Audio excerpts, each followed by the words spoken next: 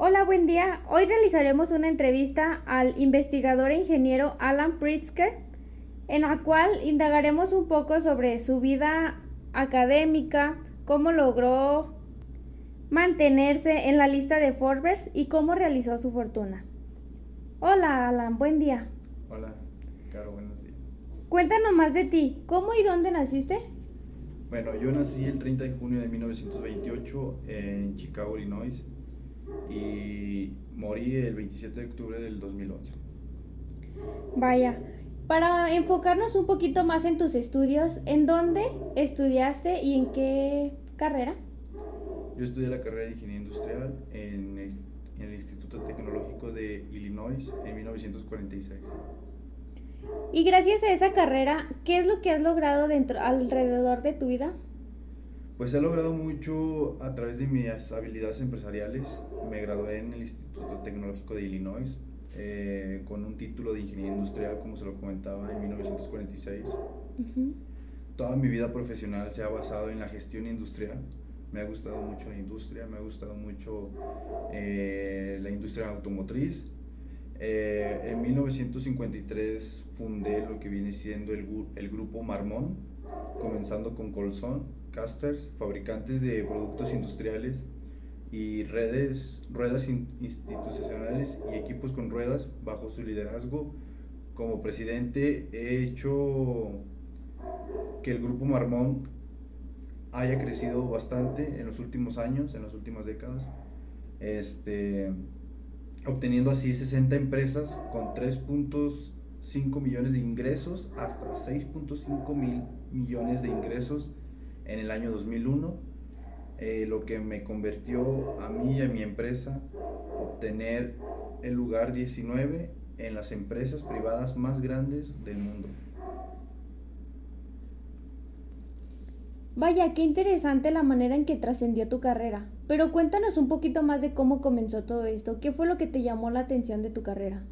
Ok, pues yo desde pequeño me gustó mucho lo que venía siendo el qué había detrás de cualquier cosa. Por ejemplo, veía una computadora y veía cualquier cosa y yo decía, ¿qué hay detrás? ¿Cuál es su proceso? ¿Cómo llegó hasta ahí? Eso fue lo que me interesó bastante y por eso desde ahí implanté lo que era pues el conocer más allá.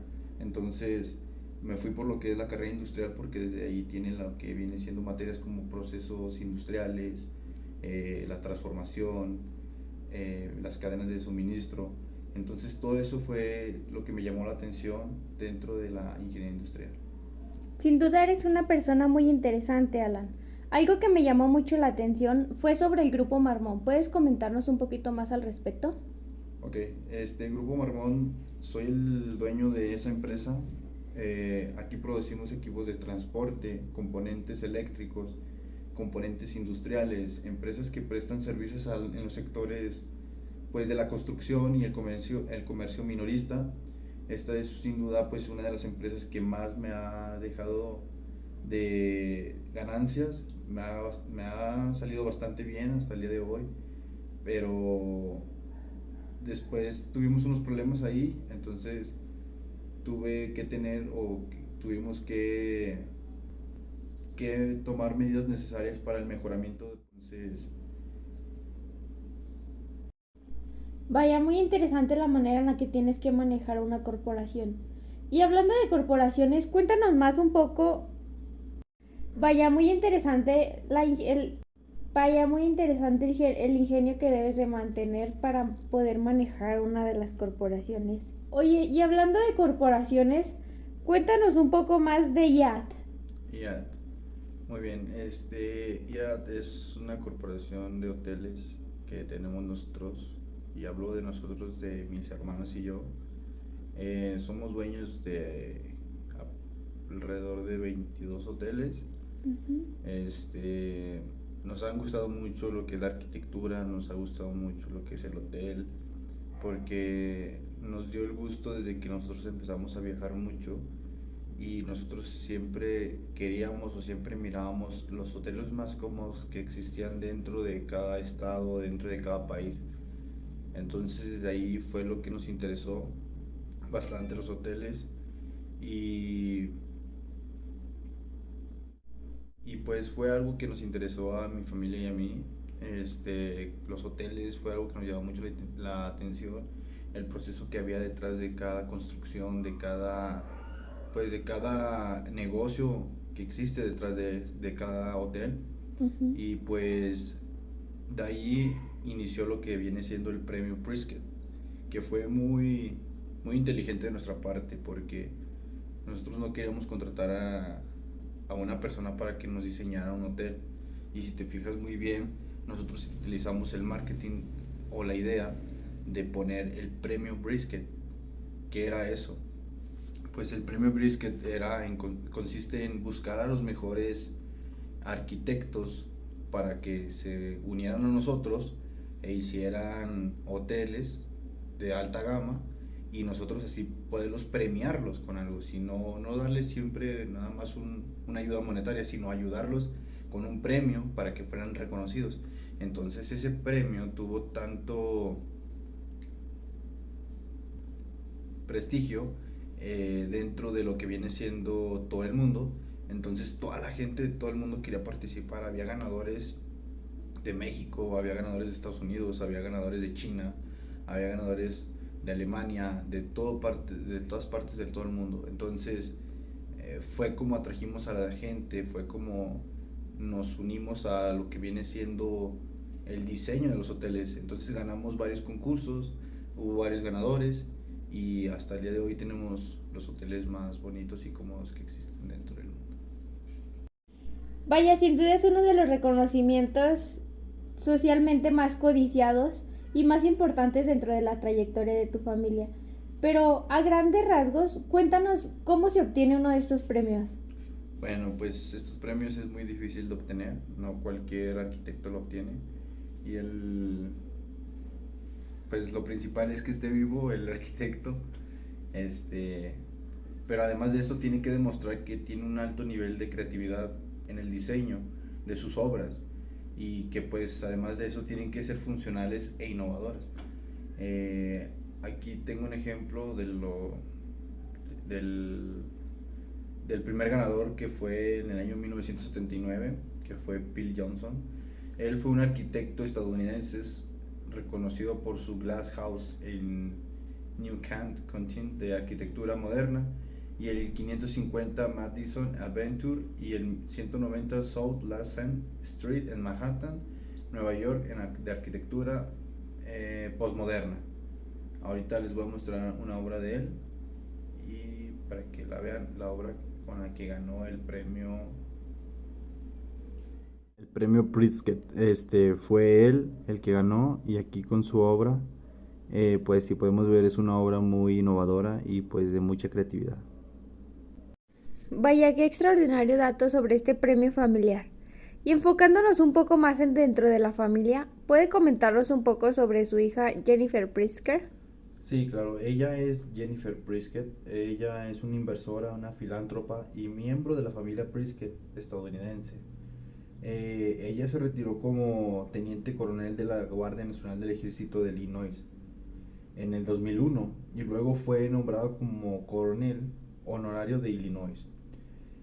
Ella fundó la Fundación Tawney en 1995, Tawney Enterprise. Vaya, sin duda, una familia llena de talento. Hablando de familia, ¿puede contarnos sobre su segunda hija, Linda Pritzker? Sí, claro, ella es conocida como Lama Sosmo. Ella, ella, es- ella se enfoca mucho en la tradición budista tibetana. Es maestra espiritual, autora, filántropa y cofundadora de Nagmak Foundation en Missoula, Montana. Y pues es miembro de nuestra familia Brisket, conocida como la fortuna del Hotel Hyatt. Muy bien, y para concluir, ¿nos puede hablar sobre su tercera hija, Karen Pritzker? Sí, claro que sí. Karen Brisket, pues ella solamente fue productora de documentales, inversora Los y nombres que estás a punto de filántropa. escuchar pueden estar mal pronunciados. Todas las opiniones y críticas son propias, salvo en aquellas en que se especifique una cita. En la caja de descripción encontrarás ligas con más información. Las imágenes pueden o no tener el nombre de la obra y pueden o no estar sincronizadas con la mención de la misma. Se recomienda compartir. Hola mundo, yo soy Mirospiz y este es un recuento de todos los Pritzker a la fecha. El premio Pritzker, por si no lo sabes, es el máximo reconocimiento en la arquitectura. El primero fue otorgado en 1979 a Philip Johnson, un estadounidense cuya obra más famosa es La Casa de Cristal. Convivió con Mies van der Rohe e hicieron juntos el edificio Seagram. Fue un graduado de Harvard. En 1980 el premio es otorgado al arquitecto Luis Barragán, el primer y único mexicano de la historia y primer premio latinoamericano. Él estudió en la Escuela Libre de Ingeniería en Guadalajara y no tuvo un título de arquitecto como tal. Esta historia es un poco larga y complicada. Próximamente se viene un video de Luis Barragán. La mayoría de su obra fueron viviendas. Es reconocido internacionalmente por el uso de colores atrevidos dentro de su obra, además de crear una arquitectura espiritual y simbólica. En 1981, Sir James Stirling, un británico graduado de Liverpool, obtiene el premio. Stirling se rebela contra el movimiento moderno y le da más importancia a la estética que a la funcionalidad. Dice que el edificio debe hablar de lo que representa, algo similar al concepto arquitectónico que se maneja actualmente. En 1982, Kevin Roche es el afortunado, un norteamericano nacido en Irlanda. Graduado de la Universidad de Dublín, estudió con Mies van der Rohe y ha diseñado muchos edificios que se consideran monumentos nacionales en Estados Unidos. Utiliza mucho elementos acristalados para expresarse y busca una belleza funcional. Yo Ming-Pi, en 1983, fue el ganador. Es un arquitecto estadounidense de origen chino, egresado del Instituto Tecnológico de Massachusetts, el famoso MIT, y sin duda una obra que todos tenemos presente de él es la pirámide del Museo del Louvre en París, la cual es totalmente acristalada y es preciosa. Su arquitectura es muy rica en elementos fríos y líneas muy limpias, como lo vemos en dicho edificio. Richard Meier obtiene el premio en 1984. Es un estadounidense autoproclamado discípulo de Le Corbusier. La mayoría de sus obras son blancas y de volúmenes muy definidos. Aunque diversos, siempre les imprime su sello particular y los dota de mucha luminosidad. En 1985, el austríaco Hans Holley obtiene el premio y el jurado dice de él: un arquitecto es también un artista, uno que con ingenio y gusto ecléctico se inspira en las tradiciones del Nuevo Mundo tan fácilmente como aquellas del Antiguo. Un maestro magnífico quien motiva a los jóvenes con su ejemplo y al mismo tiempo asegurarse de que lo diseñado sea lo más importante, no el diseñador. 1986. Gottfried Bohm, alemán, nacido en una familia de arquitectos, casado también con una arquitecta, pareja de la que el jurado dice: su obra es altamente sugestiva. Combina mucho de lo que hemos heredado de nuestros antepasados, con mucho de lo que acabamos de adquirir. Un matrimonio sorprendente y estimulante al que el premio Pritzker de arquitectura se complace honrar. El japonés Kenzo Tange obtiene el codiciado premio en 1987. Es egresado de la Universidad de Tokio. Entre sus obras destacan el Estadio Olímpico, la Catedral de Santa María, el Museo Memorial de la Paz. Como urbanista, ayudó a transformar el Japón de la posguerra. Él mismo habla de su obra de esta forma: como arquitecto, no deseo repetir lo que ya he hecho. Creo que cada proyecto es un puente para el próximo, por lo que es muy importante rescatar el pasado para cambiar el futuro. En 1988 tenemos dos ganadores ex aequo. El estadounidense Gordon Bunsaft, quien creó el estudio SOM y de quien el jurado dijo: su astuta percepción de la arquitectura es una empresa conjunta entre cliente y diseñador.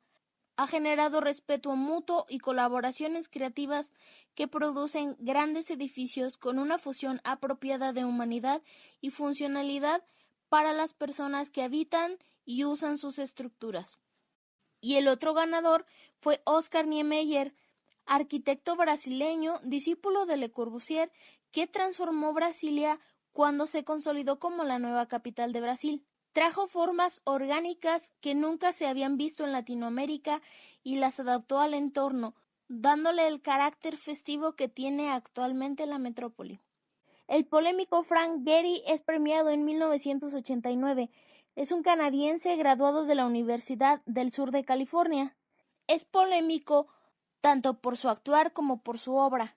Además, es el máximo exponente del deconstructivismo actualmente y pionero en el uso de tecnologías que hagan posibles sus caprichosas formas.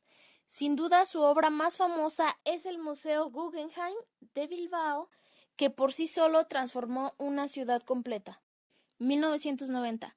Aldo Rossi, italiano, egresado del Politécnico de Milán, de quien el jurado dijo: ha obtenido reconocimientos como teórico, filósofo, artista y maestro.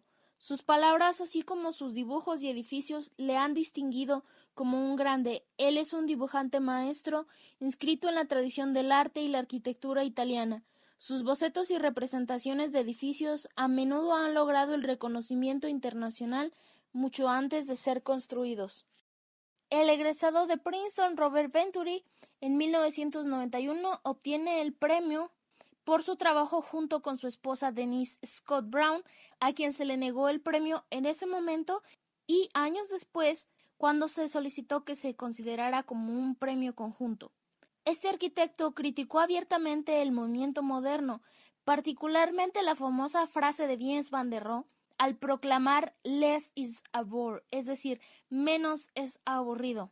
Escribió un manifiesto de gran trascendencia llamado Complejidad y Contradicción en Arquitectura. Se podría considerar un rebelde con causa, ya que trabajó para romper el minimalismo y la tendencia de la forma seguía la función. 1992. Álvaro Siza, portugués. Arquitecto con alma de escultor, me recuerda a Luis Barragán por la poesía y el misticismo que se encierra en sus construcciones. Cada obra no solo entabla una conversación con el entorno, sino que forma parte de él. Parece como si siempre hubiese existido allí. Los ambientes que genera en su arquitectura no se pueden descubrir, más bien se sienten. Es una arquitectura viva y rica. Fumiko Maki, japonés egresado de la Universidad de Tokio, que nació el 6 de septiembre, igual que yo, y curiosamente gana el premio en 1993, año en que yo nazco, nada relevante, dato curioso. Es un arquitecto que parece tener siempre una dualidad. Conjuga la cultura occidental con la oriental, y también habla de que la arquitectura debe tener un lado vernáculo y un lado racional, una arquitectura técnica y otra artística, siempre fusionados y trabajando en conjunto. Hace una comparativa con el idioma japonés, hablando del kenji y el kana para ejemplificar esa dualidad. 1994. Christian de Port-Saint-Parc es un francés, así que lo pronuncié terrible, egresado de la Escuela Nacional Superior de Bellas Artes de París. Y en palabras del arquitecto en cuestión, siempre considero un edificio como parte de un todo, una pieza que crea una acción colectiva, la ciudad. Buscando satisfacer sus dotes artísticos, Christian estudió arquitectura, pero se sentía muy limitado por las tendencias de su época, así que decide crear sus propias reglas, impregnando su creatividad a los edificios, que adapta no a un estilo concreto, sino a una solución de problemas puntuales, es decir, un proyecto a la vez. Tadao Ando obtiene el premio en 1995. Es un japonés quien sorprendentemente no tuvo estudios formales en arquitectura. Él mismo se denomina autodidacta, ya que estuvo aprendiendo a través de libros y viajes, visitando obras imprescindibles en Europa. Es sin duda alguna el maestro de la luz por excelencia, elemento que da vida a sus volúmenes simples de concreto limpio. Es capaz de crear belleza sin ningún adorno ni pretensión. Además, Manipula magistralmente elementos naturales y materiales fríos para lograr espacios inigualables, dotados de una ceremoniosidad muy nipona. 1996. Rafael Moneo es un español egresado de la Universidad Politécnica de Madrid y, citando a Pritzker, Moneo no solo practica la arquitectura en el sentido más real de diseñar edificios, teniendo en cuenta todos los aspectos de su construcción, sino también enseña sus teorías utilizando toda su experiencia y conocimiento, sosteniendo de hecho estos esfuerzos paralelos enriqueciendo cada uno con el otro. 1997. Sverre Fehn fue un noruego que estudió en la Escuela de Arquitectura de Oslo y de manera muy poética, Sverre trae la arquitectura escandinava a la arquitectura contemporánea. Su amigo Christian Norberg Schulz, que ubicarán de un libro muy conocido, Intenciones en la Arquitectura, dice de él: no son las formas abstractas que Fehn ha descubierto en Marruecos, sino las realidades construidas. Lo esencial de la arquitectura es el arte de construir. El italiano egresado del Politécnico de Milán, Renzo Piano, obtiene el premio en 1998. Una de sus frases: si te falta la capacidad de crear emociones, entonces no funciona, es insuficiente. A pesar de ser conocido como exponente del high-tech, Piano nunca olvida el sentido humanista de la arquitectura. Usa la tecnología únicamente como una herramienta de expresión, llegando incluso a decir: las computadoras son un poco estúpidas. En 1999, Norman Foster es reconocido por su trayectoria. Este arquitecto fue armado caballero, obteniendo el título de Lord por su trayectoria, no por hacer una tontería.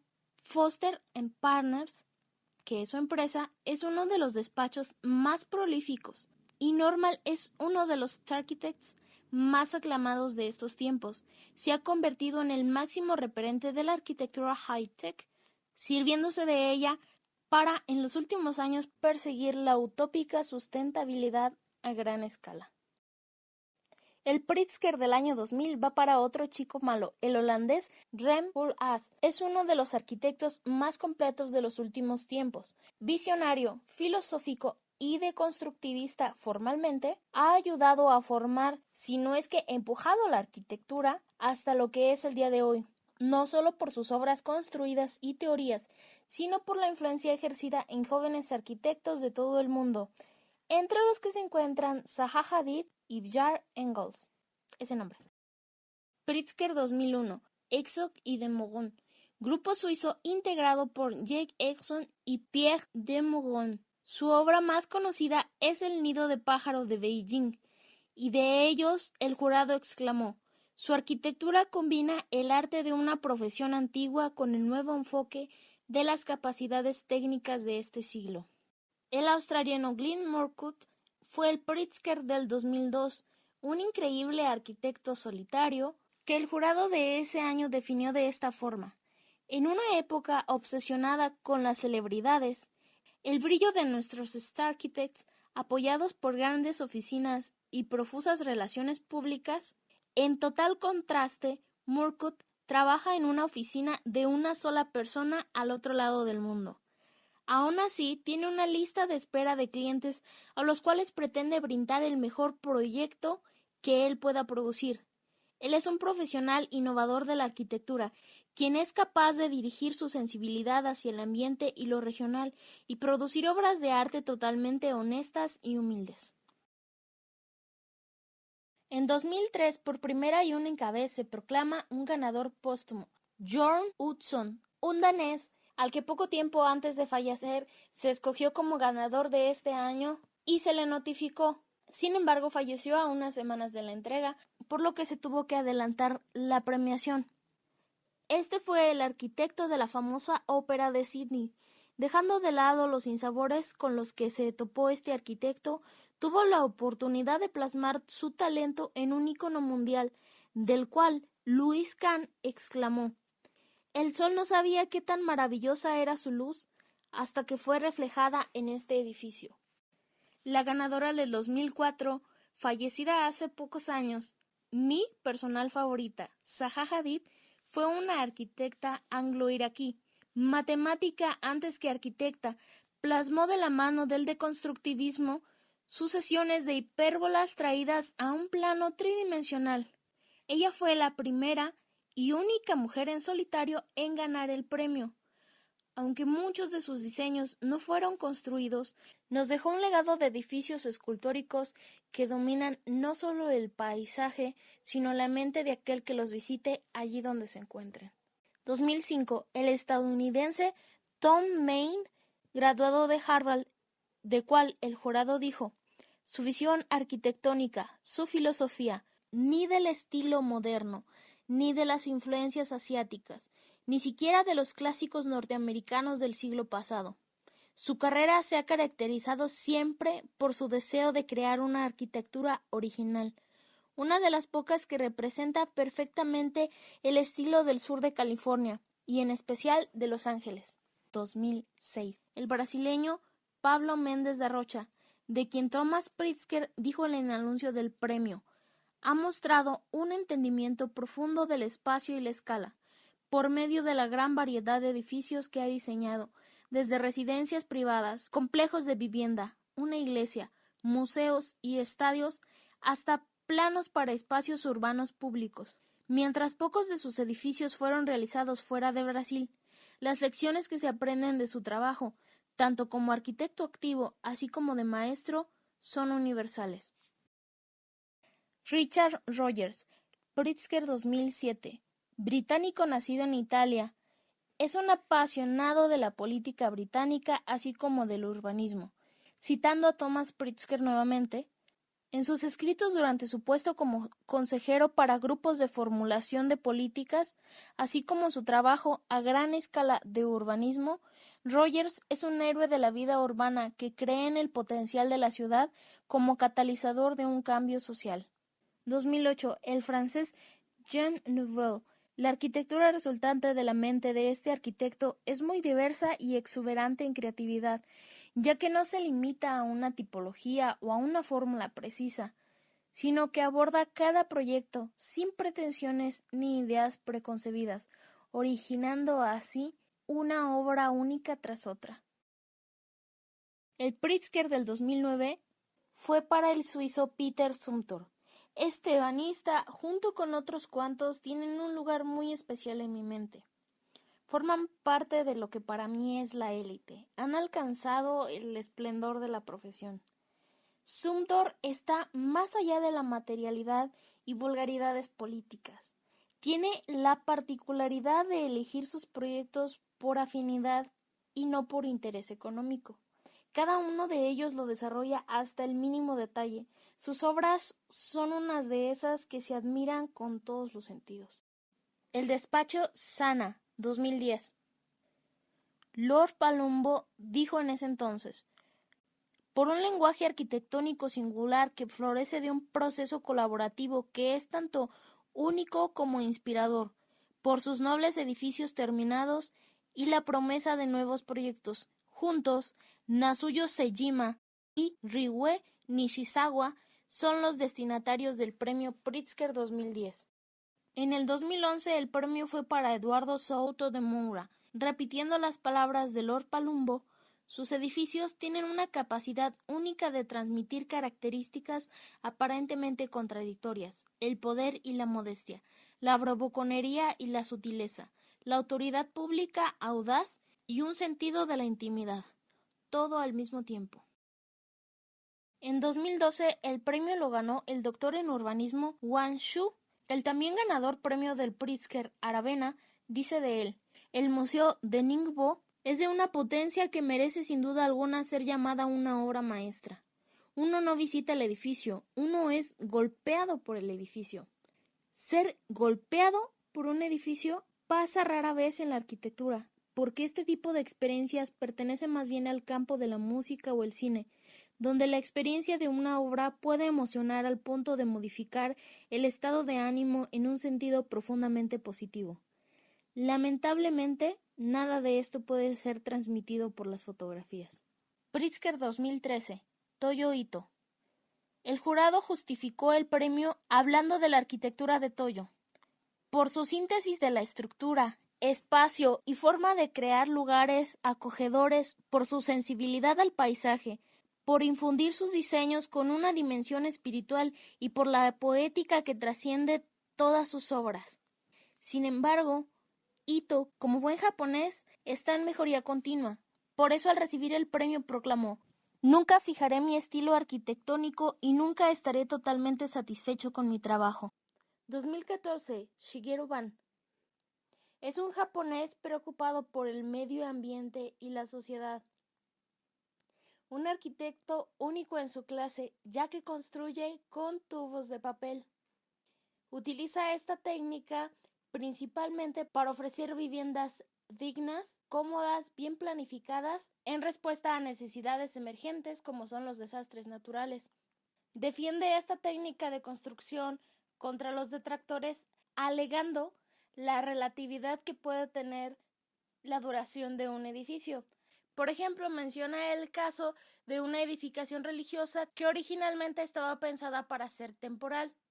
Sin embargo, a la comunidad le gustó tanto y la amó tanto que pidieron que se quedara de forma permanente. Y también es el caso de estructuras de concreto que son diseñadas pensando que durarán 50, 70 o más años, llega un desastre natural y al día siguiente ya no existen.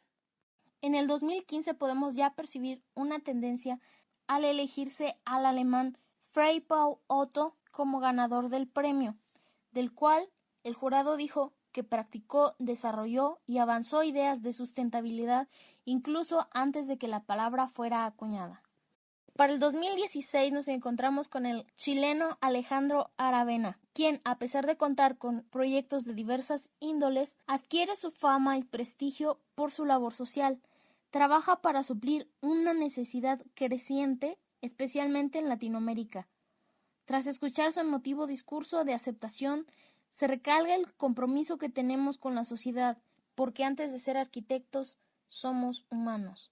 El año pasado ganó el despacho español RCR Architects, de los cuales se dijo: el jurado ha seleccionado a 3 arquitectos que han trabajado en colaboración durante casi 3 décadas, el señor Aranda, la señora Pigem y el señor Vilalta. Han tenido un impacto en la disciplina mucho más allá de su área inmediata. Sus obras abarcan desde espacios públicos y privados hasta lugares culturales e instituciones educativas, y su capacidad para relacionar intensamente el entorno específico de cada sitio es un testimonio de su proceso y su profunda integridad. Y finalmente, en este año, el 7 de marzo, es proclamado ganador por primera vez un indio, el arquitecto Balkrishna Doshi, quien trabajó con Le Corbusier en su juventud y del cual podemos observar una arquitectura que es reflejo de su cultura y un diálogo con la naturaleza. Para él los materiales con que trabaja son sumamente importantes, adquiriendo un tinte casi espiritual. Va más allá de integrar el edificio al entorno, ya que según su filosofía, el edificio emerge desde la tierra. ¿Quieres saber más de estos u otros arquitectos? Déjamelo saber en comentarios. Nos vemos en otro video. ¡Paz!